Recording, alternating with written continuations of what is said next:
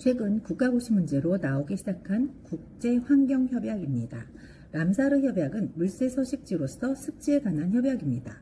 교토협약, 파리협약은 지구온난화를 일으키는 이산화탄소와 가스 배출 억제, 기후변화 대응에 관한 것입니다. 바젤협약은 유해 폐기물 수출입과 처리를 규제하는 것이며 런던협약은 해양오염 방지, 몬트리올 협약은 오존층 파괴물질인 염화불화탄소 생산 사용 규제입니다. 기후변화 방지협약은 리우회의에서 채택되었습니다. 최근 환경협약에 대한 계속적으로 문제가 나오고 있으니 기억해 주시기 바랍니다. 국제연합의 3대 환경협약으로 사막화 방지협약, 기후변화 방지협약, 생물다양성 보존협약이 있습니다. 사막기후로 생물이 다양해졌다로 외우시기 바랍니다. 기후 3대 요소입니다. 기온, 기습, 기류, 기씨 삼형제입니다. 군집독은 일정한 공간에 다수인이 밀집되어 산소가 불충분한 실내로 공기 성분의 조성 변화가 오는데 이산화탄소가 증가하고 산소가 감소합니다.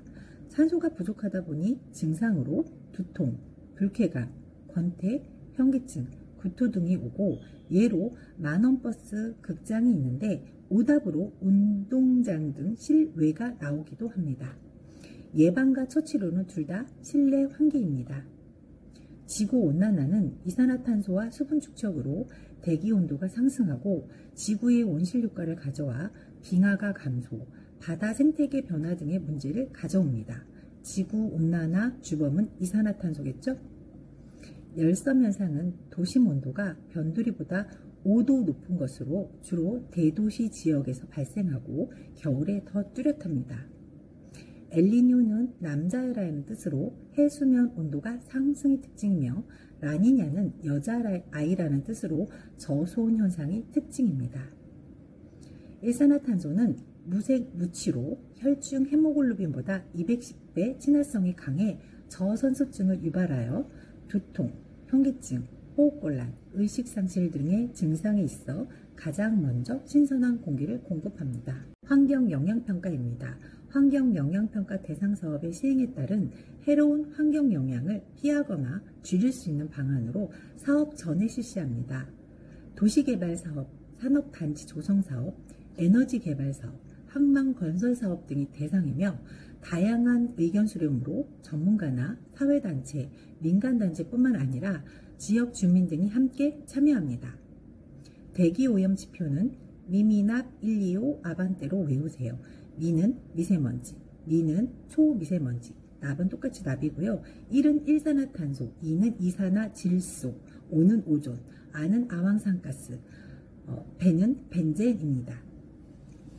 이산화탄소는 실내 공기의 오탁도 판정 기준입니다. 여기서 실내는 이산화탄소, 대기는 일산화탄소입니다. 바꿔서 나오니 헷갈리지 마시기 바랍니다. 밀스 앤 라이트 현상입니다. 상수하여 물을 공급하였더니 장티푸스 이질 장염 등 수인성 전염병 환자의 사망자가 감소한 것을 말합니다. 하수처리법 중 활성온이법입니다. 생물학적 처리 중 가장 발전된 방법 또는 진보된 방법으로 호기성균을 하수에 주입하고 산소를 공급하여 부유물을 처리하는 방법입니다. 상수도 구비 조건은 무색 투명하며 이상한 맛과 냄새가 없어야 합니다. pH는 5.8에서 8.6, 일반 세균은 1cc 중 100마리 이하여야 합니다. 대장균은 100cc 중 검출되지 않아야 하고 불소는 반상치 예방을 위해 0.8에서 1ppm을 유지해야 합니다. 주요 수질 검사 항목입니다. 용존산소 DO는 수중에 용해되어 있는 산소로 물이 오염이 적을수록 온도가 낮을수록 염분이 적을수록 용존산소는 많습니다. 이와 반대로 생화학적 산소 요구량 DOD는 호기성 미생물에 의해 산화될 때 필요한 산소량으로 많을수록 오염된 물입니다. 하천수, 가정오수에 이용되며 물의 오염이 많을수록 DOD, 생화학적 산소 요구량은 증가합니다. 화학적 산소 요구량은 산화제를 이용하여 산화할 때 요구되는 산소량으로 화학적 산소 요구량이 많을수록 오염된 물입니다. 공장 폐수, 호소, 해수에 이용됩니다. 즉 깨끗한 물은 용존산소가 많을수록 깨끗하고 생화학적 산소 요구량이 적고 화학적 산소 요구량이 적을수록 깨끗한 물입니다. 우리나라 상수도 소독 방법인 염소 소독의 특징입니다. 소독이 강력하고 잔류 효과가 크며 조작이 간편하고 가격이 저렴한 장점이 있습니다. 냄새와 독성이 있는 단점이 있습니다. 독소형 식중독은 포도상규균, 웰치균, 보툴리누스균입니다. 즉 포도는 많이 먹고 웰빙하고 보톡스 맞으면 죽는다로 외우시면 되겠습니다. 포도는 많이 먹고란 포도상규균이 우리나라 가장 많은 식중독입니다. 웰빙하고란 웰치균이 독소형인 것만 아시면 되겠습니다. 보톡스를 맞으면 죽는다란 보톨리누스 식중독은 사망률이 높은 식중독입니다. 즉 앞에서 말한 독소형 3가지 포도상규균, 웰치균, 보톨리누스균 외에는 감염형 식중독으로 알고 계시면 되겠습니다. 자연독 식중독입니다. 보고독은 테트로톡신, 독이 가장 많은 곳은 내장이고 적은 곳은 아가미입니다. 조개는 미틸루톡신, 굴은 베네루핀입니다. 앞자만 따서 복태, 조미, 굴배입니다. 버섯은 무스카린, 무슨 버섯?